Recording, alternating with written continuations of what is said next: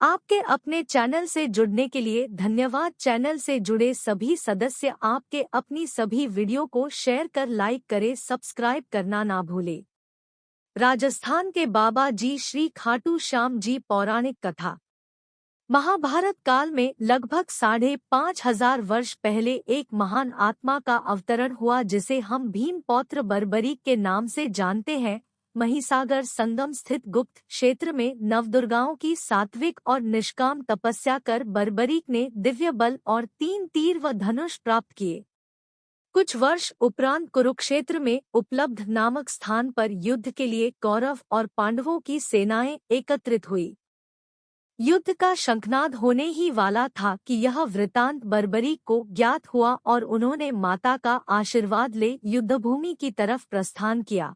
उनका इरादा था कि युद्ध में जो भी हारेगा उसकी सहायता करूंगा। भगवान श्री कृष्ण को जब यह वृतांत ज्ञात हुआ तो उन्होंने सोचा कि ऐसी स्थिति में युद्ध कभी समाप्त नहीं होने वाला। अतः उन्होंने ब्राह्मण का वेश धारण कर बर्बरीक का मार्ग रोककर उनसे पूछा कि आप कहाँ प्रस्थान कर रहे हैं। बर्बरीक ने अपना ध्येय बताया कि वह कुरुक्षेत्र जाकर अपना कर्तव्य निर्वाह करेंगे और इस पर ब्राह्मण रूप में श्री कृष्ण ने उन्हें अपना कौशल दिखाने को कहा। बर्बरीक ने एक ही तीर से पेड़ के सभी पत्तों को भेद दिया सिवाय एक पत्ते के जो श्री कृष्ण ने अपने पैरों के नीचे दबा दिया था। बर्बरीक ने ब्राह्मण रूपी श्री कृष्ण से प्रार्थना की कि वह अपना पैर पत्ते के ऊपर से हटाए वरन आपका पैर घायल हो सकता है।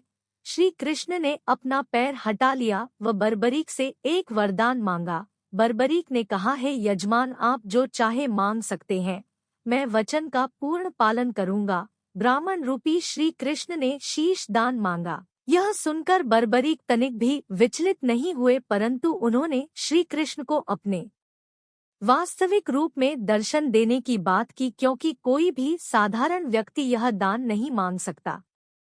तब श्री कृष्ण अपने वास्तविक रूप में प्रकट हुए। उन्होंने महाबली, त्यागी, तपस्वी वीर बर्बरीक का मस्तक रणचंडिका को भेंट करने के लिए मांगा और साथ ही वरदान दिया कि कलयुग में तुम मेरे नाम से जाने जाओगे, मेरी ही शक्ति तुम में निहित होगी। देवगण तुम्हारे मस्तक की पूजा करेंगे जब तक यह पृथ्वी, नक्षत्र, चंद्रमा तथा सूर्य रहेंगे तब तक तुम लोगों के द्वारा मेरे श्री श्याम रूप में पूजनीय रहोगे। मस्तक को अमृत से सींचा और अजर अमर कर दिया। मस्तक ने संपूर्ण महाभारत का युद्ध देखा एवं युद्ध के निर्णायक भी रहे। युद्ध के बाद महाबली बर्बरीक कृष्ण से आशीर्वाद लेकर अंतर्ध्यान हो गए। बहुत समय बाद कलयुग का प्रसार बढ़ते ही भगवान श्याम के वरदान से भक्तों का उद्धार करने के लिए वह खाटू में चमत्कारी रूप से प्रकट हुए। एक गाय घर जाते समय रास्ते में एक स्थान पर खड़ी होकर चारों थनों से दूध की धाराएं बहाती थी। जब ग्वाले ने यह दृश्य देखा तो सारा वृत्तांत भक्त नरेश, खंडेला के राजा, को सुनाया। राजा भगवान का स्मरण कर भाव विभोर हो गया।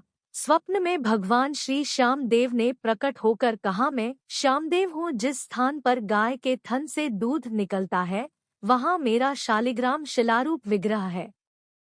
खुदाई करके विधि विधान से प्रतिष्ठित करवा दो। मेरे इस शिला विग्रह को पूजने जो खाटू आएंगे उनका सब प्रकार से कल्याण होगा। खुदाई से प्राप्त शिलारूप विग्रह को विधिवत शास्त्रों के अनुसार प्रतिष्ठित कराया गया। चौहान राजपूतों में नर्बदार कंवर हुई है जिन्होंने इस विग्रह को आतताइयों के विध्वंस से बचाने हेतु झोपड़े में रखा एवं सेवा पूजा की। औरंगजेब के शासनकाल में पुराने मंदिर का विध्वंस हो गया तथा उसके बाद जहां भगवान श्री श्यामदेव का विग्रह प्रतिष्ठित किया गया वह आज भी विद्यमान है, जहां देश के सभी कोनों से श्याम प्रेमी पूजा अर्चना एवं दर्शनार्थ आते हैं। अब नर्मदा कंवर के खानदान के ही चौहान राजपूत पुजारी हैं। जय श्री खाटू श्याम।